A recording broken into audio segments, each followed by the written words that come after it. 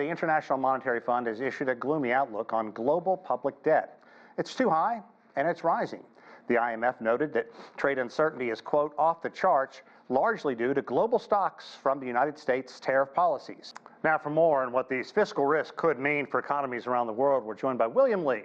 He is the chief economist at the Milken Insitute. Good to see you. Thanks very much for taking time to chat. Hi, Sean. The information coming in from the World Bank, IMF, is just sobering. What are the primary drivers, do you think, behind this projection that global debt could reach 100% of global GDP by the year 2030? Well, expectations on government services are growing higher and higher around the world. More and more people are feeling that government owes them something, and governments have to supply more and more services, and yet people don't want to pay taxes. So the government just, almost has no resort but to borrow the money in order to provide these services. Now, it's more so in some places than others. In the United States, the entitlements certainly have grown like crazy. But in China, for example, the government has a bigger and bigger role to play in stabilizing the economy and boosting domestic demand. And even the IMF says the China fiscal policy has to become much more stimulative, which means, right, more spending than you tax and go into deficits by much larger. So many forces around the world are pushing up these fiscal deficits, but they're certainly going up at an alarming rate, and to the point where the IMF is worried the global systemic implications. Okay, to your point, how can countries cope with the growing concern of inflation, the growing possibility of global inflation, and in the case of the U.S., deal with massive budget cuts at the same time? Because it is a very difficult equation to pour over. Not only is it difficult, it's almost an impossible circle to complete. And what the U.S. administration is trying to do is to say, all right, fine. We know that government has a role to play, but it's become way too big in the lives of American citizens. So President Trump was elected on the Make America Great agenda, which is, well, I'm going to reduce the size of government, free up resources so that the private sector can put these resources to use. I'm going to lower taxes, lower regulation, and put a protective barrier around the country to try to encourage investment to come in. China has gone the other way and said, we have a dual circulation strategy where we need to stimulate our own economy and deal with the outside world in a strategic way. And Europeans, unfortunately, continue to be spendthrifts in the sense that their citizens are expecting a lot of services.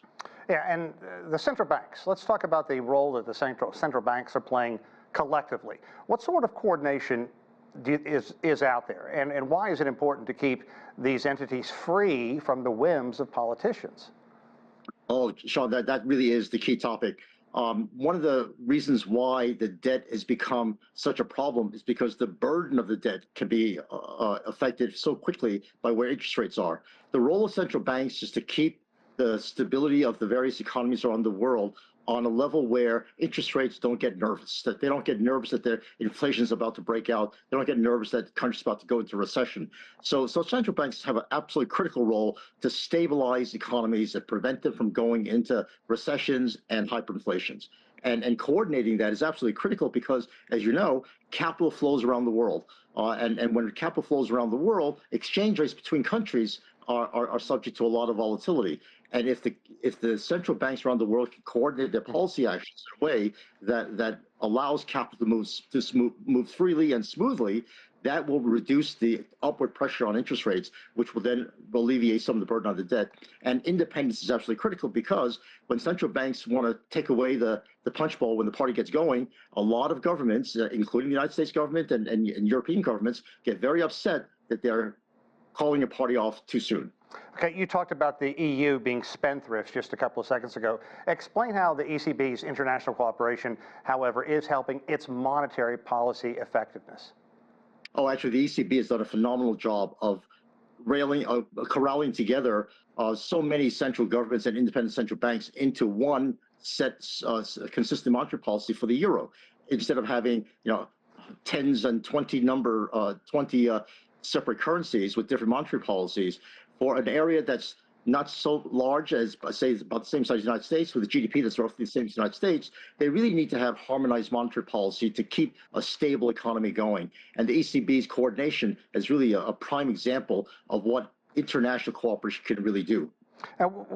William, recently you told me that you believe that these tariffs could work in the United States. A lot has to come together properly, but they could work. Now, if the push for tariffs continues to foster concerns about a burgeoning global economic crisis, however, how may the central banks work even closer together? Well, central banks have the job of stabilizing prices and GDP. And stabilizing GDP is an important part of enticing people to come into the country. Tariffs are part of that enticement. Now, as a strange finding at the fiscal monitor that the IMF just released, for the United States, if Trump is able to successfully collect the tariffs that he has put in from the tariffs that he has put in place, those tariff revenues will reduce the fiscal deficit by almost a percentage point, by 0.8 or 0.75 percentage point. So in some sense, the tariffs themselves, right, give the government sources of revenue that it didn't have before.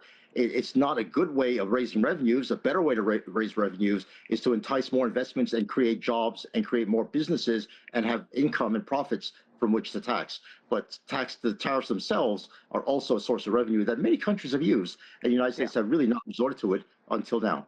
Okay, William Lee, always a pleasure. Thanks for your insight, my friend. Thanks for having me.